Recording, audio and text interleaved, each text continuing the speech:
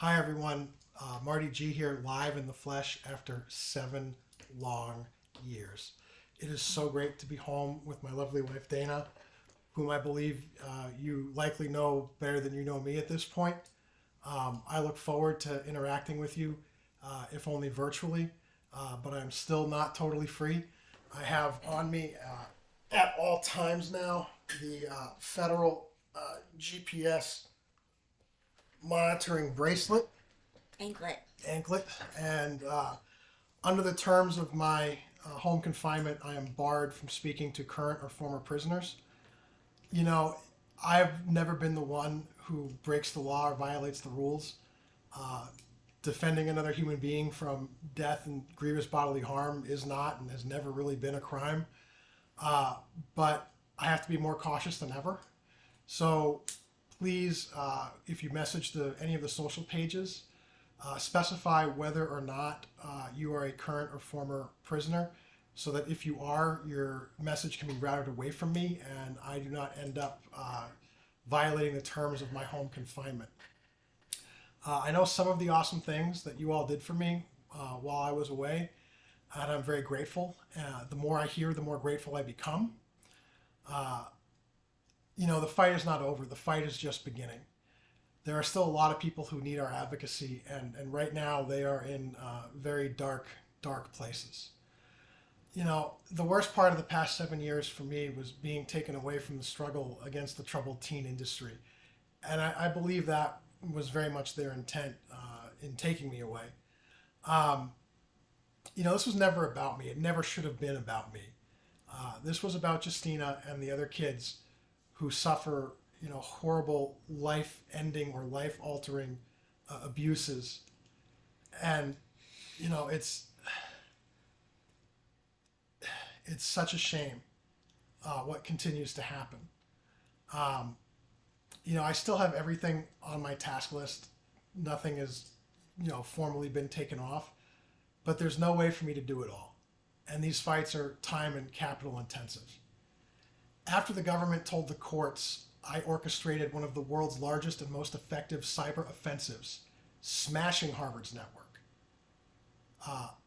I'm going to find the most prominent lawful position that I can in business cyber counter warfare.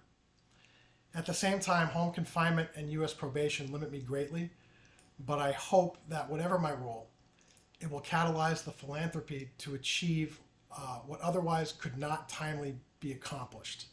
I hope to make new friends and allies in business and elsewhere. I know I've been away from Shutdown Logan River for 7 years. I'm going to be revamping that website at www.shutdownloganriver.org, so please look for that. I know there's been some progress in the past 7 years. I know that recently Paris Hilton testified before Congress about the abuses she survived at the Provo Canyon School, which, in my opinion, and I believe in Dana's Yes, it's one of the worst opinions, schools. yeah, is one of the worst offenders in a truly heinous industry. I'm going to be on Substack and writing elsewhere about a ton of other things that I think are new to you, and I think you'll find very, very shocking. I'm not entirely sure where to start. When I fought for Justina's, human and constitutional rights to life, family, faith, free speech, and access to journalists, against gag orders that were put on her family, preventing them from speaking to the press, against a monitoring and suppression censorship regime that forced her to smuggle handwritten notes out of Boston Children's Hospital talking about how she was being tortured. I had never encountered the federal criminal justice system. I did not know that, if you are a potential juror who sees through the pageantry in the courts because of your personal life experience, that, they systematically search you out and exclude you from the jury. I did not know that my trial judge would, his for-profit family business would donate thousands of dollars directly to Boston Children's Hospital, and that Boston Children's Hospital would kind of advertise his for-profit family business on the very same website that the government was alleging I took down. I did not know that the appellate courts would hold that these proven financial ties did not constitute a sufficient conflict of interest to merit a new trial. And just speaking kind of more broadly about the federal system, if I, as an engineer, had designed a system that took so long and cost so much to deliver results as unjust and unreliable as our federal criminal justice system, I frankly would have been laughed out of my field, and for very good reason. No, it's almost like how much justice can you afford? Yeah, and we could not afford a lot. I'm aware that there are still hundreds of kids working their way through the Massachusetts Department of Children and Families, the DCF, and other child welfare agencies. I'm very much aware of the horrible abuses they continue to suffer and endure. I'm very aware that there are a lot of good families and advocates fighting tooth and nail to try to save these kids, but that they face a continued relentless retaliation and intimidation campaign that can be financially and otherwise just absolutely devastating. But many of them keep trying anyway, and that is heartwarming, but it's also unbelievably disheartening to see what these kids and these families continue to endure. I've seen now firsthand the school to prison pipeline. I've met so many troubled teen industry survivors from these juvenile detention centers and boot camps and so-called residential treatment centers and wilderness programs who would not now be in federal prison if not for the abuses that they suffered and continue to suffer from that lead them down this path towards federal prison. And I want to say for the record too that these survivors, and they were everywhere in the federal system. I was in 8 or 9 different facilities from Florida to Oklahoma to Brooklyn to Indiana to Illinois, and they're everywhere. They're in every housing unit. I think you can only really get a view of the total scope of the carnage left by this industry inside the prison system. You really can't see it anywhere else. But the survivors looked out for me, and because of them, I was one of the safest guys anywhere I went. I find it a deep, tragic irony that it's the people wrongly convicted, in these prisons. They know better than anyone that it is not okay to do these things to children, and I'm so grateful that so many of them watched out for me everywhere that I went.